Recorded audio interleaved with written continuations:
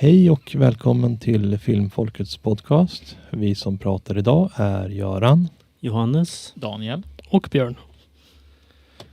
Dagens film är Sisu. Filmen i korthet.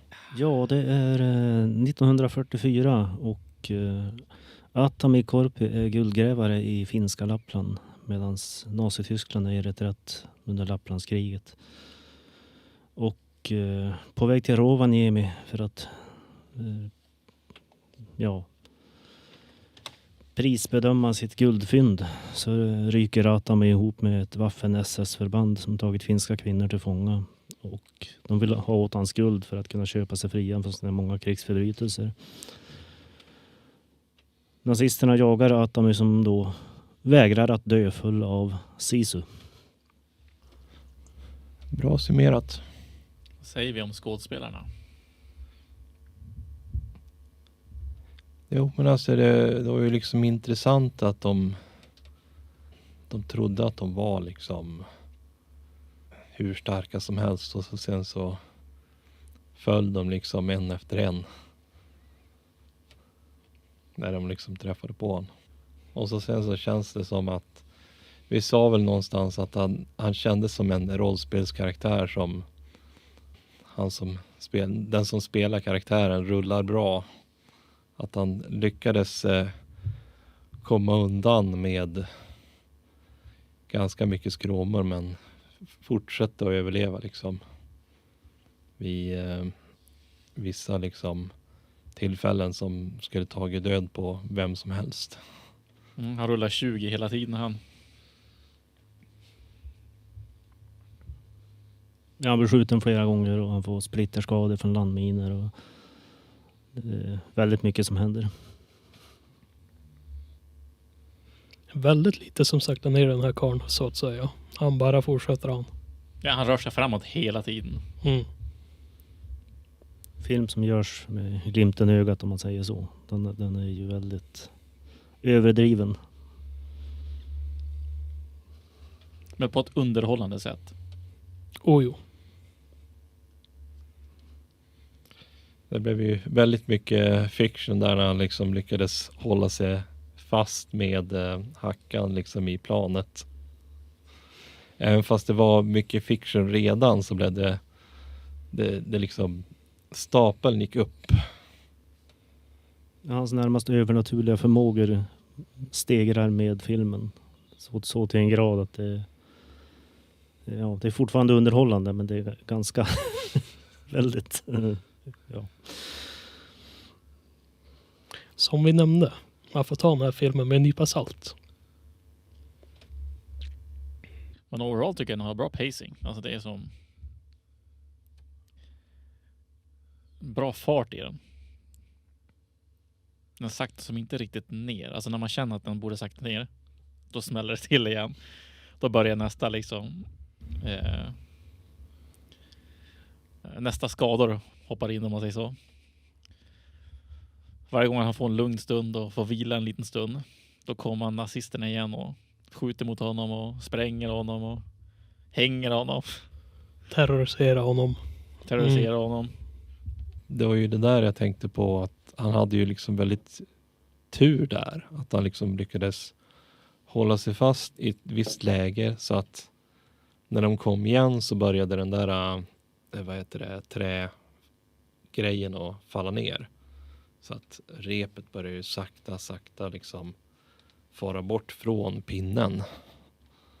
Så att det är liksom väldigt många gånger under filmens gång som man har haft väldigt tur och överlevt.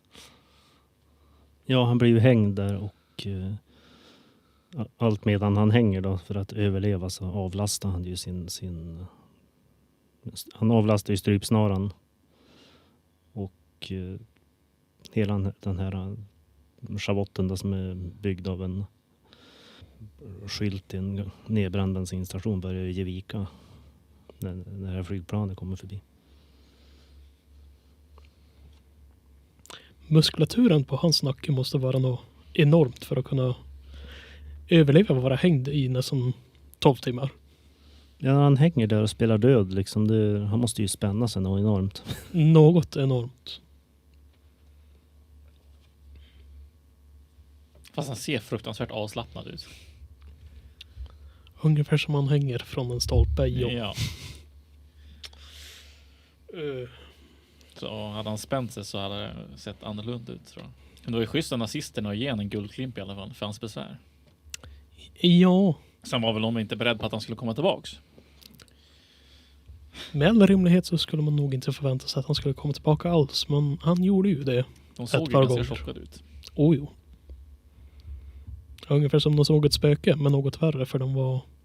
Han var finsk. Ja, ett finskt spöke. Det Förbannat värsta finskt spöke. Nej, men tillbaka till frågan. Hur tycker vi om karaktärerna? Jag tycker ju att de aktörerna de hyrde in för den här filmen passade extremt bra för deras roller. Allt ifrån de lite taskiga tyskarna som inte hade den bästa respekten för människoliv, så hade de ju många som gjorde narr av de människorna de hade kommit åt. Till från den typiska, ledaren. Vad kallar man honom? Jag är inte så Kapten. superbekant med tyska militärgrader. Så det...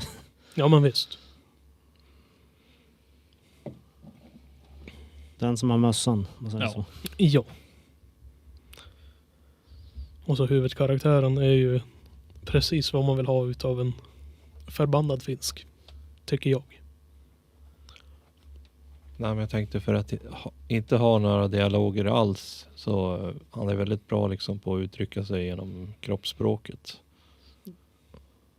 Ja, han uttrycker verkligen att han är envis och trött och arg. Och ledsen.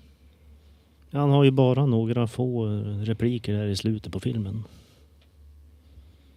Monologen i början och några kommentarer där i slutet. Allt annat är en tyst. Genom filmens gång. Men det funkar väldigt bra faktiskt. Oh jo. Absolut. Det gör ju verkligen att de sista orden blir väldigt komisk. Mm. Eller melankolisk kanske det blir. Med tanke på allt han har varit med om. Ja, det är en rolig scen där i slutet liksom, som är... Filmen får sluta med ett skratt. Sen tycker jag också att landskapet är väldigt fint när man får se liksom. Ja, om vi snackar bildkonsten så är det ju en film med mycket inspirationer från den gamla westerns och sådär. Så man har ju det här obligatoriska breda vidderna och sådär. Och det funkar ju finska Lappland väldigt bra till det. Jo, för det är som prärien fast Ja, Lappland. precis. Det är bara att man har den här steniga fjällmarken liksom. Istället för öki. Ja. Öken stenmark. Ja. Och så just de här breda kameravinklarna där man har många personer i en scen liksom, att det är väldigt western. Lite ökenliknande tycker jag också var ju älgkadavret eller skelettet, om man får säga så. När man såg skallen så tänkte man, ja men det här känns ju lite mer som vilda västern av ett annat slag. I Finland helt enkelt.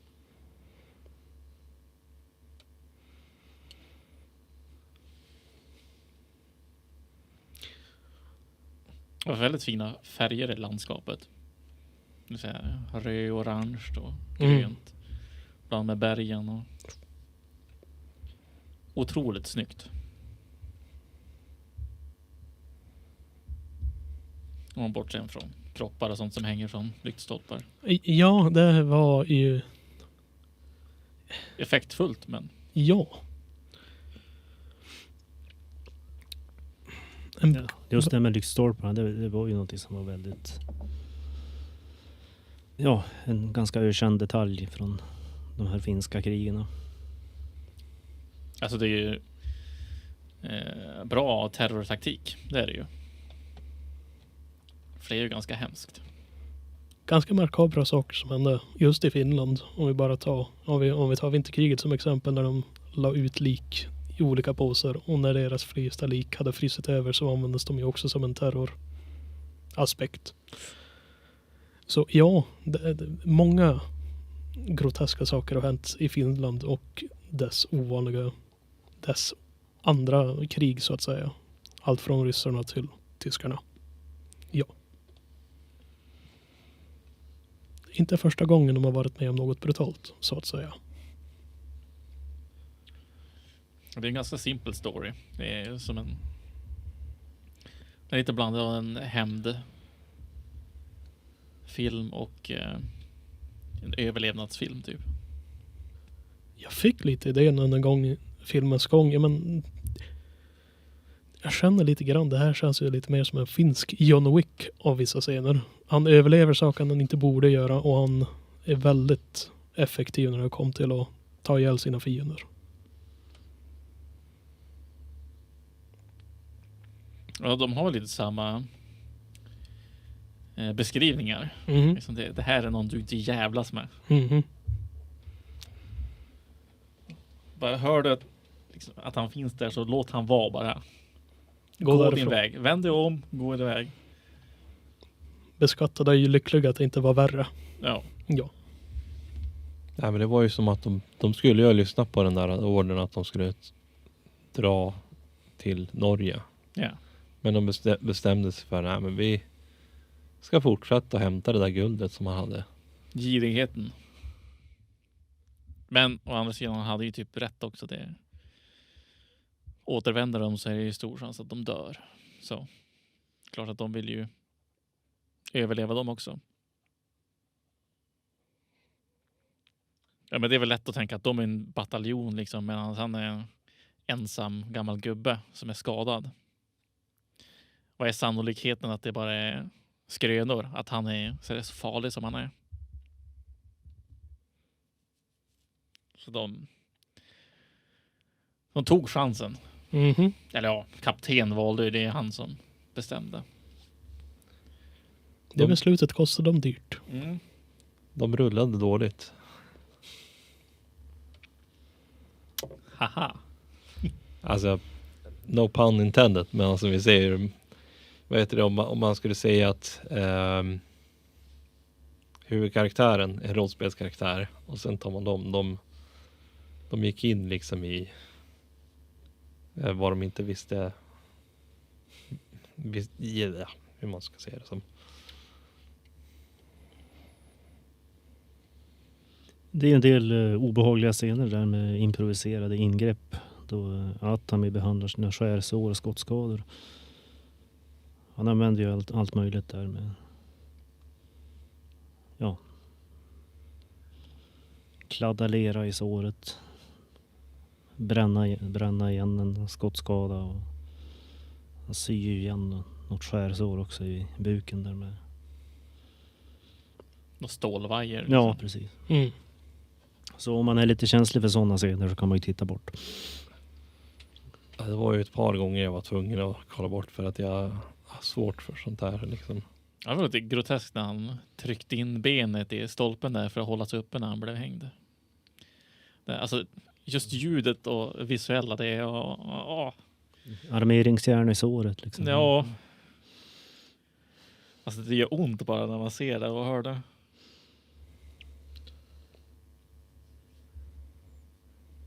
Ja, det är ju en detalj där att han...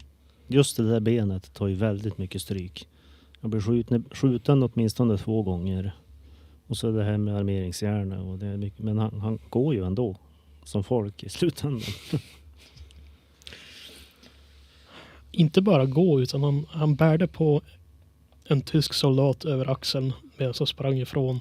Och guldet samtidigt. Och guldet när han Det var sprang inte ifrån. lite guld heller. Det var 2 fulla satchels med stora guldklimpar. Så det kan inte ha varit lätt att bära.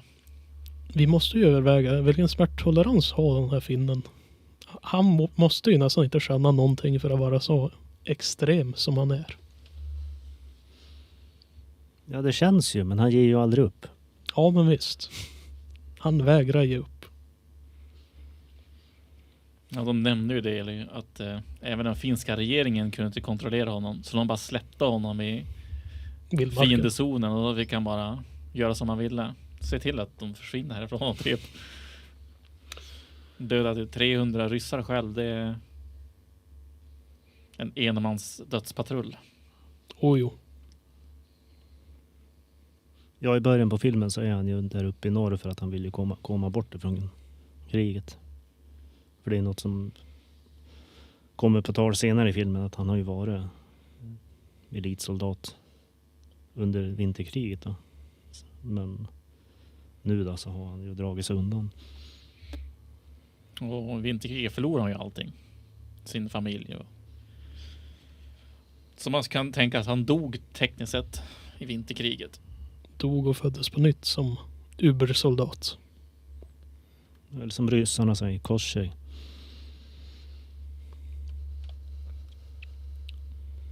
Vilket förklarades som odödlig. Den odödlige, det är en sån här mytologisk figur i, ja, sån här rysk folktro. Lite därifrån jag fick som John Wick Baba Yaga. Lite Ja, paralleller. det är en annan figur, men jag tror att de skulle nästan ha kallat John Wick för Koschei istället för Baba Yaga. Det är en gammal häxa. Ja, precis. Jag tyckte också det var konstigt med det här. Det passar bättre. Det är för att det låter väldigt bra att säga på film. Näst roligt. Ska visa på att det är därför. Är inte det som är typ som ett vandrande hus lite grann? Ja, hon har en stuga som vandrar runt på stora kycklingben. Folksagor är intressanta. Men det är väl de försöker säga med John Wick, att han är övernaturlig nästan. Det är väl det som är tanken. Mm.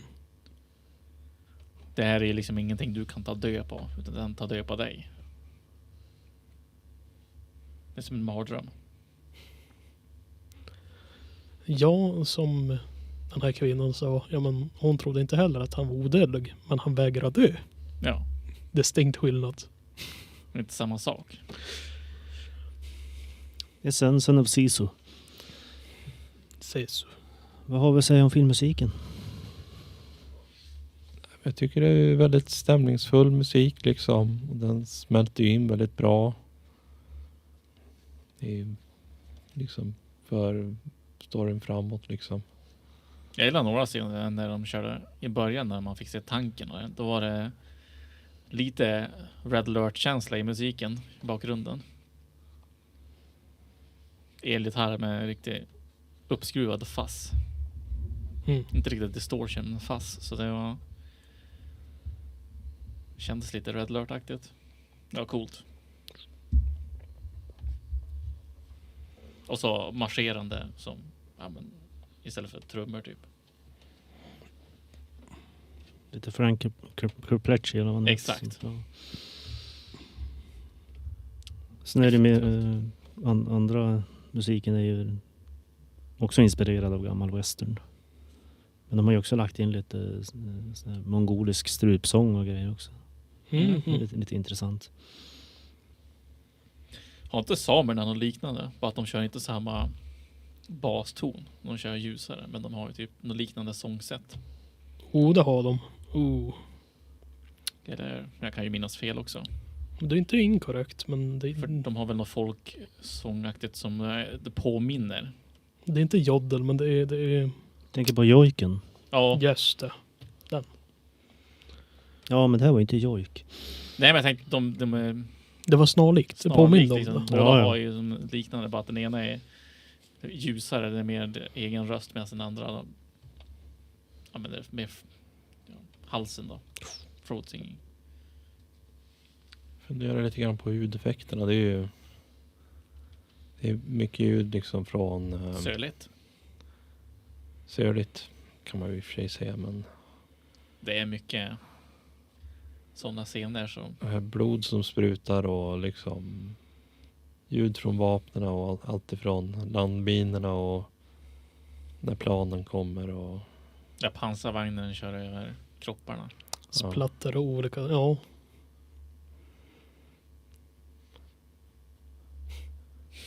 Var det Jens? Ja, precis. Vi tänkte Det på samma scenen sak. alltså. Ja. Så var det en av våra som senare bara, var det Jens? han är en mycket stor jöns. En platt Jens. Ja, det är ju en effektiv användning av ljud med tanke på miljön.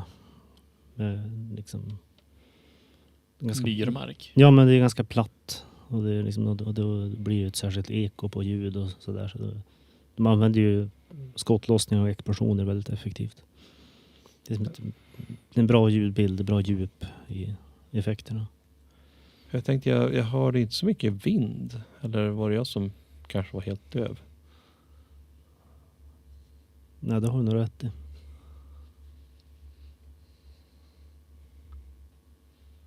Inget vad jag kan minnas.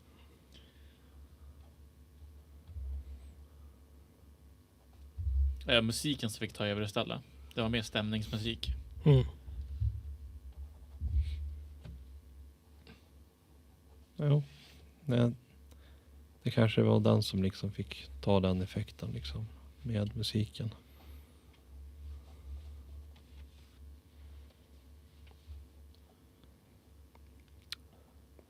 Man kan ju påpeka att de här tyska soldaterna är ju barnsligt hur ondskefulla de är.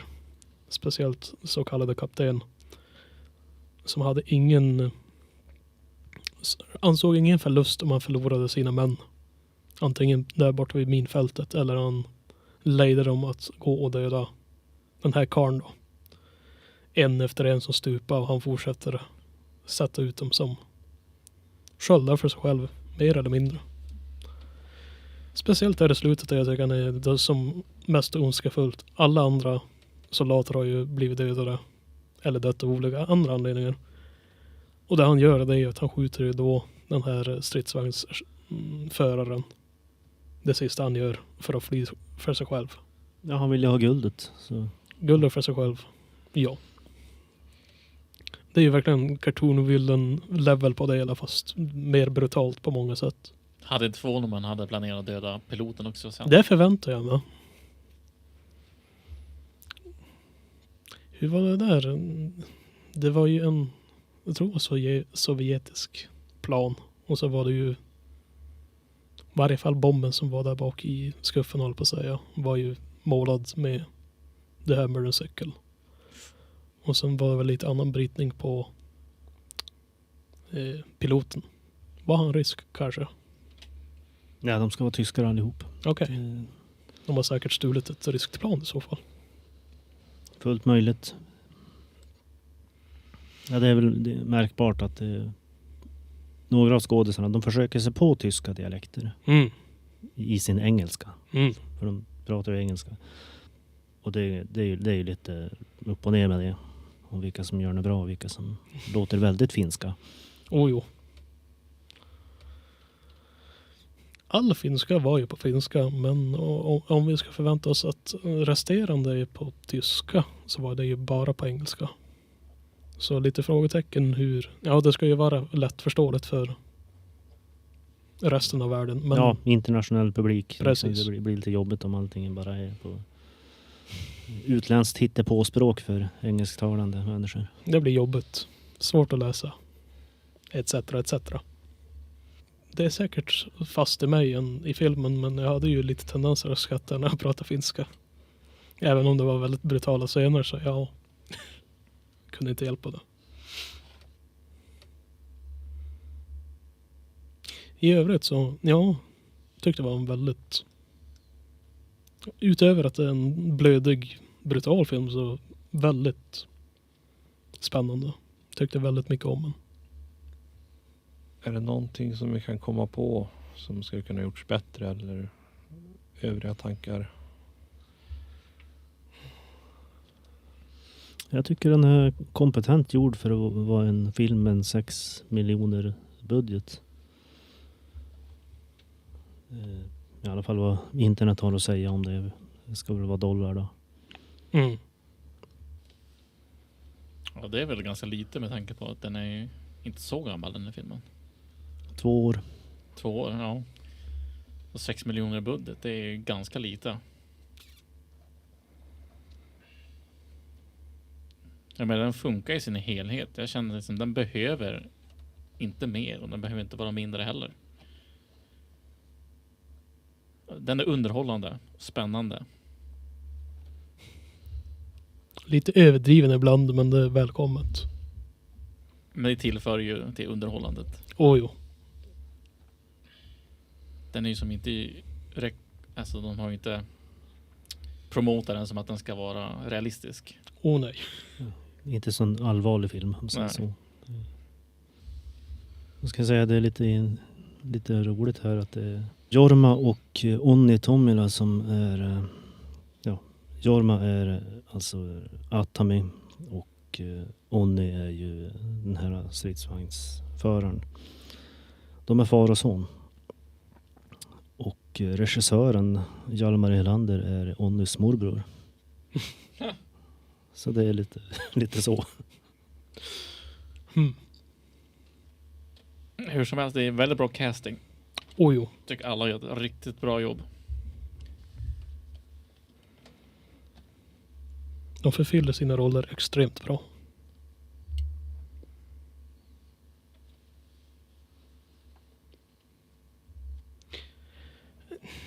Lite svårt att sätta fingret. Vad kunde de gjort bättre? Jag tycker att den behöver inte vara längre. Den behöver inte vara kortare. Väldigt lite som är fel. För det, som sagt, den ska ju inte vara så seriös som att den ska vara verklighetstrogen på det sättet. Och de har ju fått sitt meddelande fram. Att det ska ju vara... Ja. Finska John Wick som du säger. Ja, alltså det är åt det hållet jag väl känner som. Det är liksom den känslan man får. Och det är underhållande tycker jag. Mm. Det är den typen av action.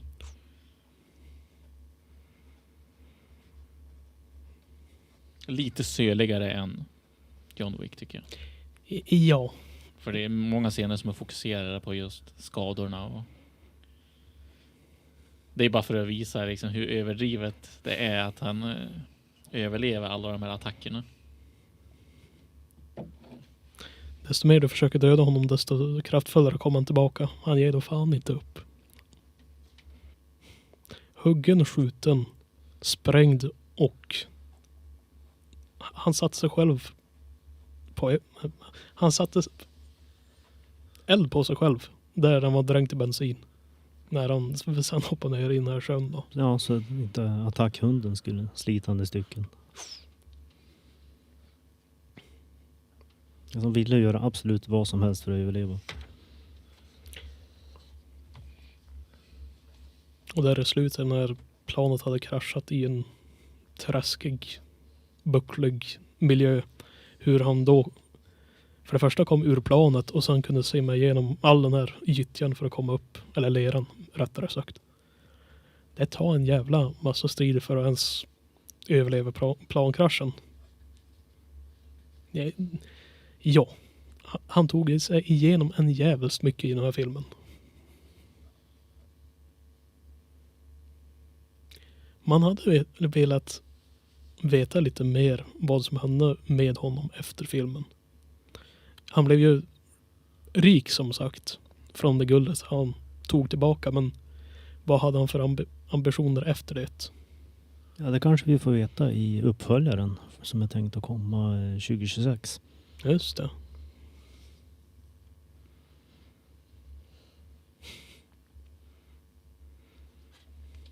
Vad ska den handla om då, Montro? Bra fråga. För det var ingen som överlevde av tyskarna. En överlevde. Han som var strippad till stridsvagnen där fram. Ja, just det. Han överlevde. Och sen undrar jag lite vad som hände med de två som satt i motorcykeln. Undrar om inte de blev dödade av damerna där. Jag tror, det var ju det som ansågs Man hända. hörde Ingen skottlossning. skottlossning, men Annan tortyr kanske. Vem vet? de kanske körde ihjäl dem med trucken. Och det var därför de var tvungna att lämna trucken. För den havererade efter de körde över dem. Kanske. Oklart vad som hände med dem. Men de sa väldigt tydligt. Resten var i helvetet förutom den här. Så ja. Ja, det var så de sa det så. Yes. I guess. Så det ska väl vara om han tar sig ur fängelse på något vis. Eller om han sitter i fängelse med några andra. Där han pratar om den här gubben och hur mycket pengar han har eller hur mycket guld han har. Mm. Så är det några kriminella som kommer att jaga efter honom. Eller om det blir en prequel. Ja, det skulle vara intressant. Se han när han strider mot ryssarna. Det känns ju lite mer åt det hållet. För, Det hade jag gärna sett. Alltså, han i vinterkriget när han förlorar sin familj och grejer. Och ja, han när kommer han där. blir den han är i den Ja. här filmen. När han blev den odödliga. Ja. Precis när legenden uppkom. Ja. Jag tror det är mer åt det hållet. Skulle jag tippa på. Det är ju ren gissning som sagt, men det känns ju lite mer åt det hållet.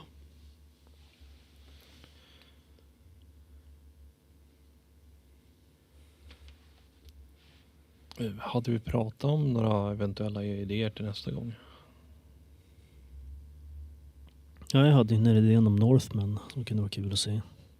Men sen är det fullt möjligt att till nästa gång så får jag ju få tag på Dune 2 också. Ja, det skulle vara kul att fortsätta med. Mm.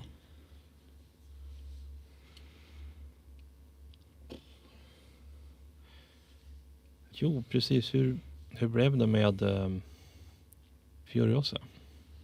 Ja, det har jag ju funderat om vi ska ta den på torsdag. I sådana fall. Då blir det veckans film. Men då måste ju alla vara med på bion också. Mm. Ja, det går bra för mig. Ja, för mig går det bra. Jag är inte helt hundra, men jag ska kolla. Jag hade bara att höra av det så fixar jag biljetterna. Jajamän. Vi tror vi siktar in oss på det i varje fall. Får vi se vad som händer. Jo, precis. Men annars så får jag väl önska er alla hej och gör för den här gången. Jo, hej då. Tack för mig. Hej då!